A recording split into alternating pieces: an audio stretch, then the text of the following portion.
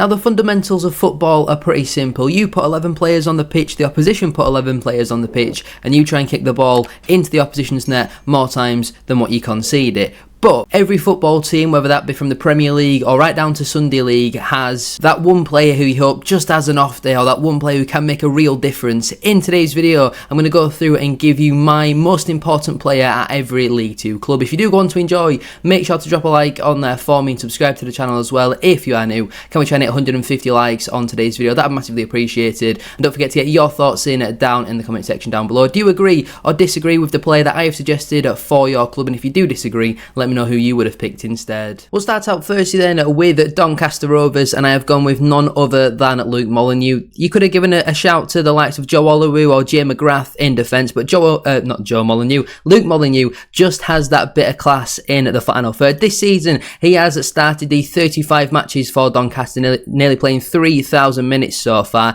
He's scored at 12 goals, missing 6 further big chances, averaging a goal every 250 minutes with a 13% goal conversion rate, which for a winger to score a goal every 250 minutes is absolutely incredible. He's also got 8 assists. I think he is one of, if not the highest goal contributors in the entire division. 20 goal contributions in 35 starts is absolutely brilliant, and I feel like if Doncaster didn't have Molyneux, maybe they lost him in the summer because there was obviously a lot of interest. Maybe they won't be in and around that top 3 at this moment in time, but he is by far and away one of the best players in the entire division, and he's definitely the most important at Doncaster Rovers for me. Cheltenham Town are up next then, and I have gone with Jordan Thomas. They've got a fair few decent young players coming through. I think Ethan Archer is a little bit less consistent though than Thomas in my opinion, and so far this season he has played in the 31 matches, playing over 2,000 minutes. He scored 5 goals, averaging a goal every 426 minutes, and he's also chipped in with 2 assists. So 7 goal contributions in 23 starts. You're looking at a goal contribution just over 1 in every 3 matches, which I don't think is the worst in the world. Obviously Cheltenham, they're around mid-table at the moment, so I wasn't going to have any real standout players in their team. Obviously, they had the lad who was on loan who eventually went to Exeter in January, and maybe if he'd have stayed around for the full season, he could have potentially been on here. But they have got some decent players. I would say, though, for me, the most important player at this moment in time is Jordan Thomas. When he cuts in on that left foot, he's absolutely terrifying. For Chesterfield FC, I've gone with Armando Dobra. Now, I do want to give a big shout out to Tom Naylor. I nearly went with him. I think his versatility and the way he's obviously had to fill in at centre half for the large part this season, I think his performances have been very good and consistent. I would have maybe gone Dylan Markande if he stayed around for the full season, but Armando Dobra has that special talent. Obviously recently did sign a new contract with the football club. He has played in the 36 games so far this season. He scored 9 goals, averaging a goal every 305 minutes with an 11% goal conversion rate. He's also chipped in 2 assists, so 11 goal contributions in 31 starts. When Chesterfield have had so many injuries so far this campaign, you need a player to have that little bit of star quality in the final third. I think Armando Dobra certainly does have that, and at 23 years of age, he is certainly a player who's destined to play higher up, surely, whether that be Chesterfield or with another team, but Dobra for me is the most important. Over at Fleetwood Town, I have gone with Brendan Weirdo. I think I'm right in saying he is their club captain, and we've seen this season when he has been injured that the Cods have massively missed him, but so far this season he has played in the 30 matches. He's got 2 goals and no assists, but defensively he is an absolute monster for this level. 9 clean sheets, 1.4 interceptions per game, 1.9 tackles per game, 3.6 balls recovered per game, and 3.7 clearances per game as well. He is an absolute monster at the back. He wins 67% of his ground duels and 60% of his aerial duels. His stats rank amongst some of the best in the entire division for the central defender position, and for me personally, he's an absolute monster, and I'll be very surprised if he's still playing in League 2 come the summer. Over at Gillingham, I've gone with another central defender, and that is Connor Masterson. Now, I nearly did go with the goalkeeper Glenn Morris, but Masterson for me, I think he's one of the best centre-halves again in this entire division, but he's massively been injury hit so far this season. Of course, he would return from injury against my team Bradford City, where eventually he would score the winner in that game, but he has only played the 14 matches so far this season, hasn't even achieved 1,200 minutes, and they've had to deal with the likes of Max Amer playing in defence for the large part this season. And I do believe if Masterson would have been fit for the majority of this campaign, I think there's no one would really disagree with me saying that Gillingham would obviously be a lot higher up in the table. But defensively, his stats are very solid. He's kept the 3 clean sheets so far far this season, 2.9 balls recovered per game and 5.6 clearances per game as well. Defensively, he wins 62% of his aerial duels and 57% of his ground duels. Obviously, it's kind of been a season to forget really for Gillingham so far this campaign, but Connor Matheson, for me, if he'd been fit and available, would have certainly projected Gillingham higher up in the table this season. Over at Barrow AFC, I've gone with left wing back, right wing back, very versatile player Ben Jackson, can take corners with both feet, takes free kicks with both feet, and I think so far this season he has been absolutely excellent. He's played in 35 league matches for them so far this season. Is yet to score, but he has registered the 9 assists so far this season with the 19% accurate cross rate. Defensively, he's pretty solid as well, 7 clean sheets, 1.4 tackles per game, 4.1 balls recovered per game and 2.9 clearances per game as well. He has a 55% successful dribble rate, winning 58% of his ground duels and 56% of his aerial duels as well. Sometimes you can get the attacking fullbacks, wing backs who are not very good defensively. I think Ben Jackson, for me though, he's one of the best in his position in the entire division in my personal opinion. Without him, Barrow I think would have been a lot closer to them relegation places come the end of this season. I think he's been excellent. Maybe a bit more at the start of the season. Recently, he's not really been getting as many goal contributions, but he's still a brilliant talent, and Barrow fans, I'm sure they're going to be delighted to have him around for at least another 2 seasons. MK Dons up next then, and I've gone with Dan Crowley. Now, before we look at his stats, obviously, you've got to take into consideration some of them will have been throughout his time with Notts County. I think since he's moved to MK Dons in January, he's only got 1 or 2 goal contributions, but whenever you watch Dan Crowley play as a number 10, he's probably the best player in the entire division. MK Dons recently, though, been playing him as a number 6, which completely just has not worked for them. But I think with the lack of end product and quality that we've seen in that MK Dons team so far this season, I think I have to go with somebody like a Dan Crowley, who on his day is undoubtedly one of the best players in the entire division. This season in League 2 then, he has played in 31 matches, started 31 matches as well. He's only scored the 4 goals, averaging a goal every 675 minutes with an 11% goal conversion rate, but he has also chipped in with the 9 assists, so 13 goal contributions in 31 starts for a midfielder is absolutely brilliant in terms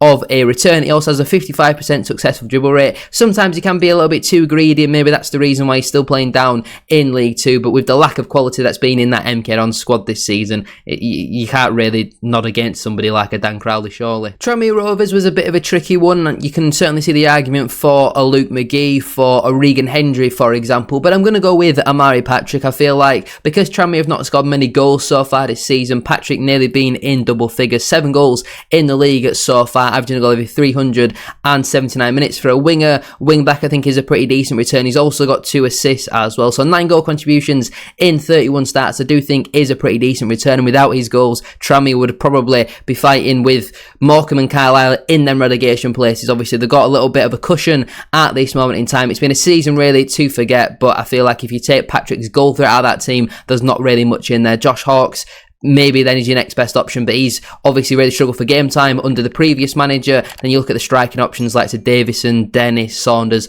none of them have really scored many goals. So I'm going to go Amari Patrick, but I could certainly see the argument for a Regan Hendry, for a Luke McGee, for example. Over at Morecambe FC, now this one is a very tricky one, because obviously they've chopped and changed their squad for the large part this season, not really had too many consistent players in there, but I'm going to go with Lee Angle. Again, it's been another season where he has massively struggled with injury, just the 12 starts for him so far this season, but he has got the 5 goals. He's averaged a goal every 174 minutes, which ranks him up among one of the best goal scorers in the entire division. He has a 29% goal conversion rate as well, so when he gets the chances, normally he does take them, and Morecambe probably are going to be in the National League next season, and I think if I was them, I'd be looking to keep around Lee Angle for next season. Yes, he hasn't contributed to an assist yet, but 5 goals in 12 starts. He's only played 869 minutes so far this season. If he would have been fit for the full campaign, I reckon Morecambe would have probably survived. I backed them to survive at the start of the season, but again, that's the reason why Lee Angle is playing in League 2. It's just that application and his injury record as well, which has kept him in this division for so long. Over at Port Vale, I've gone with Laurent Talaj. I'm still not 100% sure how you do pronounce his name, but Port Vale have had one of them seasons where they've not really relied on anyone specifically to get them in the position that they are. They've won a lot of games 1-0, or certainly were doing at the start of the season, but Talaj, for his first season, I think ever in the AFL. Obviously was playing for Aldershot, I want to say, in the National League last season. He has made the 21 starts so far this campaign, and he's got 8 goals and 6 assists. 14 goal contributions in 21 starts is an absolutely incredible return. He's averaged a goal every 226 minutes with a 15% goal conversion rate, and for me personally, without his goals so far this season, Port Vale, you could maybe make the argument that they wouldn't even be in the top 7. He has been that important for them. If only he would have stayed injury-free for the full season, Port Vale would have had a real opportunity of that top 3. I still think they might sneak in there, but obviously with his injury this season, it hasn't been ideal for them. For Harrogate Town, I've gone with goalkeeper James Belshaw. Now on Tuesday, I ranked my top 10 goalkeepers in League 2. Make sure to go check that video out if you haven't already. James Belshaw was in that list for me, and without his goalkeeping ability so far this season, I think Harrogate would have been in a lot more trouble of relegation. Obviously, he has played in the 37 matches so far this campaign, although he hasn't played every minute so far this season. He has average conceding 1.2 goals per game. He has a 50% save rate for penalties. He has 71% save rate general, which I think is very solid for a goalkeeper, ranks him among one of the best in the entire division. He has kept the 10 clean sheets as well so far this season, which for a team that are 3rd or 4th bottom, I think is a very solid return in 37 starts. So me personally, without him this season, Harrogate will probably be playing National League next season. He has been that important, and they've not really had much firepower going forward. Defensively, they haven't been great. They've had a lot of injuries, especially in the defence and midfield, so I'm going with goalkeeper James Belshaw for Harrogate. It has definitely been a season to forget for Carlisle United, but their most important player, in my opinion, is Callum Guy. Now, on Tuesday, I did a video on More SHD. Make sure to go subscribe to that channel if you haven't already, basically talking about the future of Carlisle and which players should be keeping and selling this summer. Callum Guy is one of the most important players that I do think they need to keep. Gabe Breeze, if you selected him, I certainly wouldn't go against that, but I think from an outfield point of view, Callum Guy is really important to get in that team tick and having a bit of energy in there. When you've got the likes of Josh Vella as your other options in midfield, you need a bit of energy, someone who's going to put a tackle in, someone who's going to give it 110%, and he has struggled with injury and illness so far this season. Obviously recently returned from his ACL injury, and then I think was very ill around Christmas sort of time. He has only played in the 12 matches so far this season, and he's obviously yet to contribute to a goal, but you look defensively, 1 tackle per game, 2.7 balls recovered per game, 1.9 clearances per game as well, winning 52% of his ground duels and 67% of his aerial duels. There's not been much quality in that Carlisle team so far this season, but if Callum Guy would have been fit, undoubtedly they would have achieved more points. He's just got that bite in the midfield that they need, but again, if you do suggest Gabriel Breeze, I certainly don't disagree with that. For Accrington Stanley, it is undoubtedly Sean Whalley. He has been so important for them so far this season. He has missed a little bit of football, just the 27 starts for him, but he's also only appeared in 27 games, so when he's been available, he's been forced to start every single match. He has scored the 8 goals so far this season, also chipped in with 4 assists. I think for a 37-year-old to be getting 12 goal contributions in 27 matches goes to show the kind of professionalism that he has to keep his body in a brilliant shape, and he's obviously been a big reason as to why Accrington will be playing League 2 football again next campaign. He's got a 15% goal conversion rate, has a 22% accurate cross rate as well. His defensive stats are not awful either, 1.2 tackles per game, 4.4 balls recovered per game as well, with a 33% successful dribble rate, but you think for a 37-year-old he's not going to be the most mobile at that age, but he's certainly got the quality in that final third, and for me personally, he's definitely Accrington's most important player. If you are enjoying today's video, don't forget to drop a like on there for me and subscribe to the channel as well. 150 likes, as I mentioned, would be massively appreciated, and don't forget to get your thoughts down in the comment section down below. Over at Notts County, as you can see then, I have gone with Jody Jones. Now, I know obviously Dave McGoldrick has been the real standout so far this season because Jody Jones has suffered a couple of injuries. He has actually only managed to start the 10 league games so far this season. If he would have been available for the full campaign, there's absolutely no way Notts County wouldn't have firmly cemented themselves as a top 3 side. This season, he's got the 5 goals in 10 starts. He's averaged a goal every 170 minutes with a 20%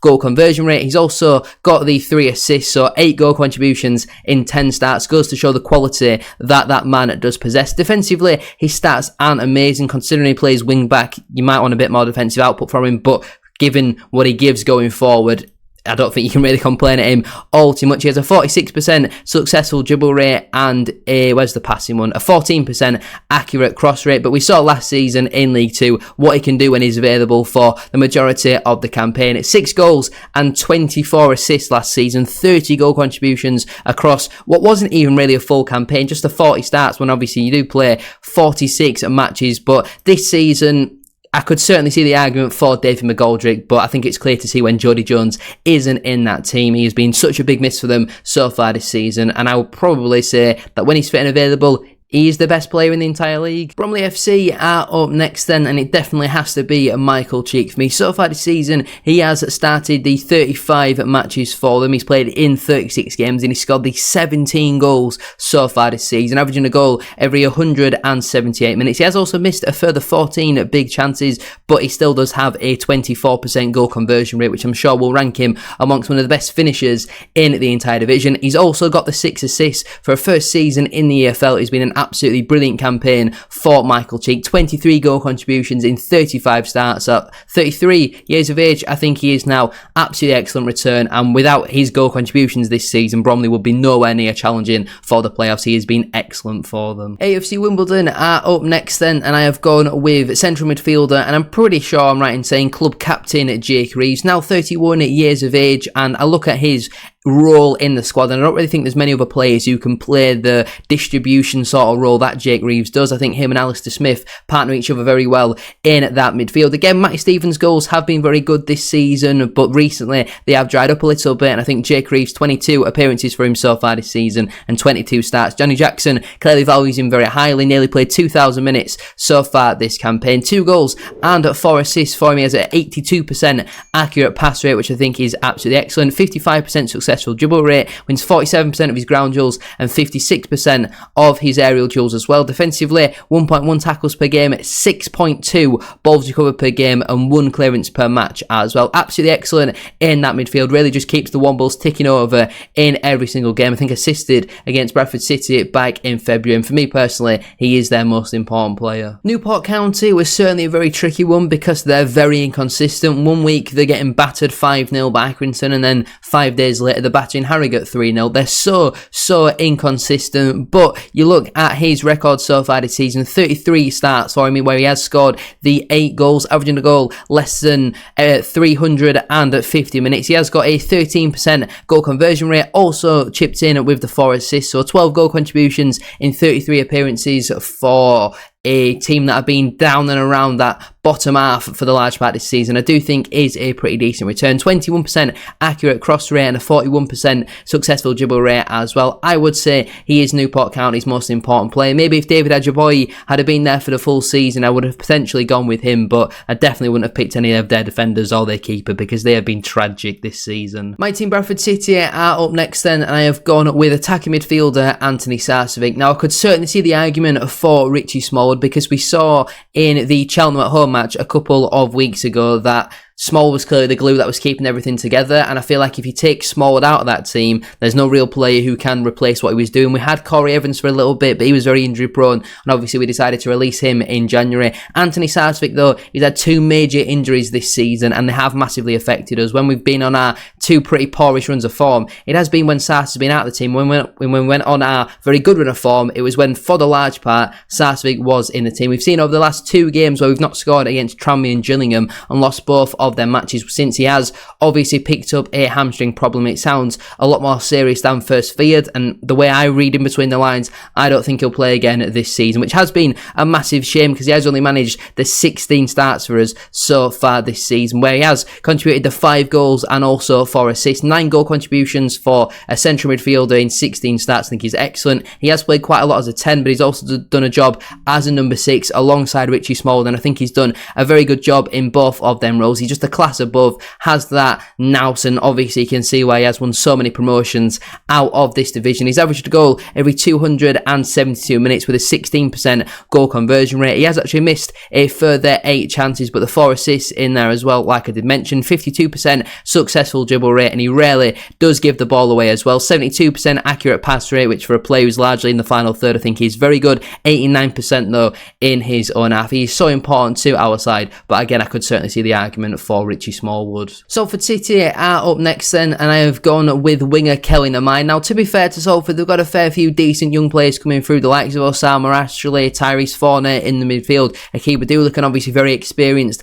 attacking threat. But I've gone with the youngster Kelly Namai. 23 appearances and 19 starts for him so far this season. 5 goals and 3 assists. 8 goal contributions in 19 starts for a 20-year-old winger, I think, in League 2 is a very good rate in my personal opinion. He has a 40% successful dribble rate and a 13% accurate cross rate, and I would say his pace on the wing is the most important for Salford City. Colchester United, I've gone with attacking midfielder Jack Payne. He's always been one of them players who seems to have been a little bit too good for League 2 but never really cut it in League 1, and this season once again he's proving that he is just a little bit too good for this division. 37 appearances for him so far this season, where he has got the 7 goals and 9 assists, 16 goal contributions in 34 starts. It's an absolutely brilliant record. He's that glue that's kept everything together. They've got some very good attacking players, likes of Lyle Taylor, Samson Tavide, Werner Edwards, even Harry Anderson as well, who doesn't necessarily get the goal contributions, but he's had a really good season once again, and he's one of the most technical players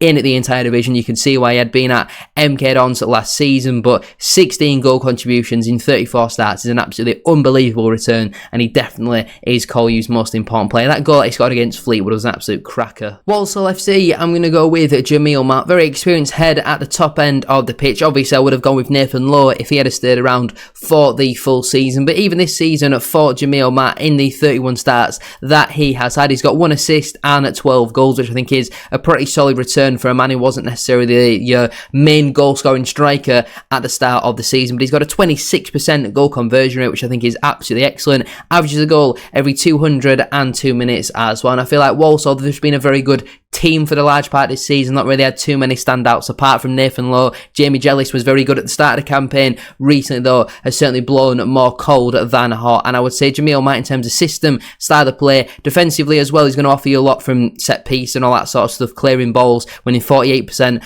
of his aerial duels. So I'm going to say Jamil Matt is the Saddlers' most important player. Over at Grimsby Town, I'm going to go with left back at Denver Hume. Now, this season his defensive ability hasn't been amazing, but what he brings going forward is clear for all to see. 36 appearances for him so far this campaign, where he's got the 10 assists. He has a 32% accurate cross rate. I feel like for a player who's played more than maybe 1,000 minutes, that has got to surely be one of the best in the entire division. I don't think he has scored so far this season, he hasn't, but 10 assists from left back is an absolutely excellent return. Again, defensively, like I mentioned, sometimes he can't be amazing, but his stats still don't look awful. 8 clean sheets, 1.9 tackles per game, 3.8 balls recovered per game, and 2.6 clearances per game as well. He wins 60% of his ground duels, but only 36% of his aerial duels. But I'd still say he has been Grimsby's most important player. That delivery from the left-hand side has been absolutely excellent for David Artell's side this season. Over at Crewe, Alexandra, I'm going to go with defender Mickey Demetriou. Now, recently they have had the odd decent result, the likes of away at Chesterfield. They picked up a good point at home to Doncaster, but their wobble has come since Mickey Demetriou has picked up that injury. Hasn't played it since the 1st of February, where for Bradford City fans, that when we lost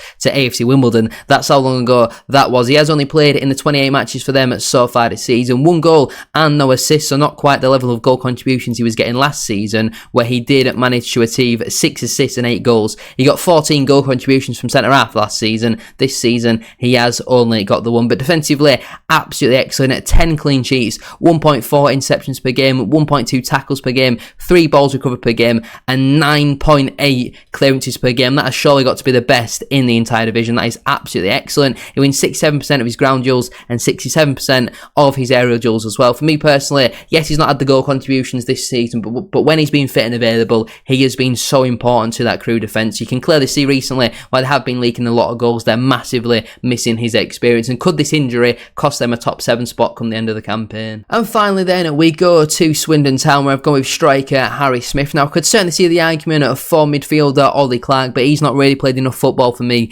so far this season. Harry Smith has started in the 28 matches where he has scored the 13 goals, averaged a goal every 186 minutes with an 18% goal conversion rate. He's also chipped in with 2 assists as well, winning 67% of his aerial duels. Absolute monster in the air, goal scorer, and even at the start of the season where Swindon were an absolute mess under, was it not Jason Kennedy? Mark Kennedy potentially, and then obviously they brought in Ian Holloway, where things didn't really turn around for quite a while. He was still chipping in with the odd goal every now and again. Now they're flying going forward. Defensively, they are still leaving a lot to be desired. But Harry Smith, for me, I think he's been the most consistent throughout the full season, and I certainly think he's the most important in their team. Certainly the biggest goal threat, in my opinion. Well, there we have it then. There is every League Two club's most important player, in my personal opinion. Let me know your thoughts down in the comment section down below. Do you agree or disagree with my suggestion? If you do disagree, let me know who you would replace that player with. Don't forget to drop a like on there for me and subscribe to the channel as well if you are new. 150 likes, as I said